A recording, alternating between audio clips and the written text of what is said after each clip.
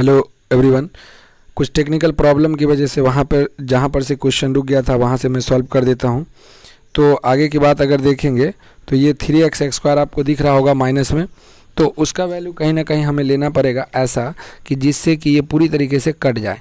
तो देखिए x² है, यहाँ पे आपको दिख रहा होगा x² है, हमें लाना है -3x²। तो वेरी सिंपल, -3 से गुना कर देंगे।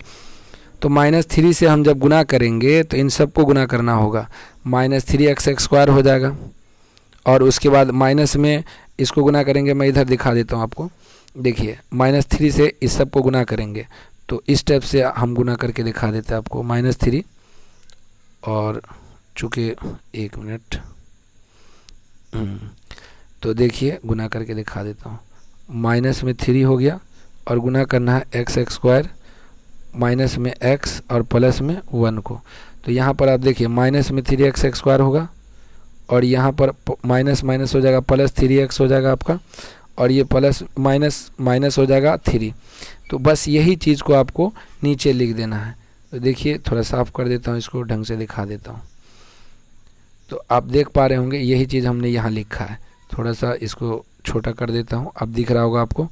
तो यहाँ पर हमने क्या किया, वही चीज़ें लिख दी, माइनस में 3x², प्लस में 3x, माइनस में 3। अब जहाँ पे माइनस है वहाँ प्लस, जहाँ पे प्लस है वहाँ पे माइनस, ये भी कट गया, ये भी कट गया। 5 और 3, चूँकि दोनों प्लस में है तो 5 3 हो जाएगा 8। अब आपका पता चल ही गया होगा आपको कि भागफल और शेषफल कितना है। तो देखिए भागफल वही होता है जो आपका यहाँ पे बचता है और शेषफल वही होता है जो यहाँ पर बचता है। तो चलिए आगे की ओर बढ़ते हैं। भागफल और शेषफल आप देख पाए होंगे, ये लिखा जाएगा जो होता है। आंसर हो गया कंप्लीट। तीसरे क्वेश्चन की तरफ चलते हैं। तीसरा क्वेश्चन आपको थोड़ा सा ध्यान देना होगा कि जो चीज़ें हम लिखते हैं वो हमें व्यापक रूप में लिखना होता है। अगर कुछ आरा टेरा दिया रहता है तो हमको उसको सीधा करके लिखना हमारा फ़र्ज बनता है। देखिए यहाँ पे जैसे 2 - x² है, तो ये व्यापक रूप में नहीं है, तो हम पहले व्यापक रूप में लिखेंगे, तब -x² + 2 हो जाएगा। और ये पूरा सवाल को हमने यहाँ उतार दिया। जैसा कि आप लोगों को पता होगा कि x² है और यहाँ x⁴ है, तो आप कितना से गुना करेंगे, x² से। लेकिन चूंकि यहाँ माइनस लगा हुआ इसलिए पहले माइनस ले लेंगे। तो -x² माइनस प्लस x⁴ हो जाएगा गुना करने पर, और -x² को गुना करेंगे +2 से, तो माइनस में 2x² हो जाएगा। यहाँ पे लिख दिया गया। आप जानते हैं कि माइनस की जगह प्लस, प्लस की जगह माइनस आता है, और इस तरीके से इसका काम ख़त्म होता है। आगे की बात करें तो ये कट जाएगा, और कटने के बाद क्या आ जाता है, आप देख पा रहे होंगे ये दोनों कट गया। कटने के बाद ये आपका माइनस में 2x² था, चूँकि यहाँ प्लस ले लिए तो ये प्लस में 2x² हो गया, और फिर माइनस में ये 5x है और प्लस में 6 है, माइनस में 5x + 6 ले लिए। अगर आगे की बात करें हम लोग तो देखिए आगे चलते हैं क्या है। चलिए तो ये आपका वैल्यू आ गया। थोड़ा सा इसको छोटा कर देता हूँ, आप लोग एडजस्ट कर लेंगे। तो यहाँ पे देखिए आपके पास आ गया 2x² माइनस में 5x प्लस में 6। अब यहाँ पे -x² है, यहाँ 2x² है, तो माइनस में 2 ले लीजिए, तो माइनस में 2x² हो जाएगा, माइनस माइनस प्लस 2x² हो जाएगा, और ये प्लस माइनस माइनस हो जाएगा, 2 दूनी 4। आप जानते हैं प्लस की जगह माइनस, माइनस की जगह प्लस, ये दोनों कट गया। कटने के बाद बच जाएगा ये 5x माइनस में, तो उसको उतार देंगे, और 6 या 4 हो जाएगा 10। अब आपका भागफल और शेषफल दोनों पता चल गया। भागफल कौन हुआ और शेषफल कौन हुआ, अब देख पा रहे होंगे। ये हो गया आपका भागफल, और ये जो बचा हुआ है वो है शेषफल। तो अगले क्वेश्चन की तरफ हम लोग चलते हैं। देखिए अगला क्वेश्चन है, ये भी बहुत हल्का क्वेश्चन है। इसमें कह रहा है कि पहले बहुपद से दूसरे बहुपद को भाग दीजिए और जांच कीजिए कि क्या प्रथम बहुपद द्वितीय बहुपद का एक गुणनखंड है। तो समझ लीजिए एक गुणनखंड तभी होगा जब पूरा पूरा भाग लग जाएगा। शेषफल अगर 0 आएगा तो गुणनखंड होगा, शेषफल अगर 0 आता है तो गुणनखंड होगा, नहीं 0 के अलावा अगर कुछ भी आता है तो गुणनखंड नहीं होगा। चलिए तो आगे हम लोग अब बनाना शुरू करते हैं सवाल। किस तरीके से हम जानेंगे क्या है नहीं है। पहला क्वेश्चन उठाते हैं। ये देखिए पहला क्वेश्चन आपको दिख गया होगा। तो ये पहला क्वेश्चन है t² - 3, ये कॉमा है, ध्यान दीजिएगा, और यहाँ से t⁴ जो लिखा हुआ है NCERT के बुक में आप अच्छे से देख लीजिएगा। देखिए इससे हमको भाग देना है। इसमें भाग वैसे ही करते हैं जैसे सब में करते आए हैं। यहाँ t² है, यहाँ तो टी 2t का पावर 4 है, तो ये क्या करेंगे 2t² लेंगे, तो t² से गुना करेंगे तो 2t का पावर 4 हो जाएगा। फिर उसके बाद 2t² से -3 को गुना करेंगे तो 2 तिया कितना हो जाएगा 6t² हो जाएगा। और इस तरीके से हमारा मामला सॉल्व हो जाता है। आगे क्या करेंगे, देखिए ये दोनों कट गया। कटने के बाद देखिए t का पावर 3 यहाँ आपको दिख रहा होगा, तो ये t का पावर 3 माइनस में 3t का पावर 3 उतार देंगे, ये 2t² माइनस में है और यहाँ पर प्लस में 6t² है, तो ये घट जाएगा 4t² प्लस में बच जाएगा। उसके बाद माइनस में 9t वैसे ही उतार देंगे, माइनस में 12 वैसे ही उतार देंगे। समझ में आ गया होगा। चलिए आगे आप देखिए, बढ़िया से समझिए कि यहाँ पर आपको दिख रहा होगा कि t का पावर 2 है और यहाँ -3t³ है, तो माइनस में आपको 3t लेना होगा ताकि आप गुना करेंगे इसको, तो माइनस में 3t³ हो जाएगा, माइनस में 3 तिया कितना हो जाएगा 9t। बस काम ख़त्म है आपका।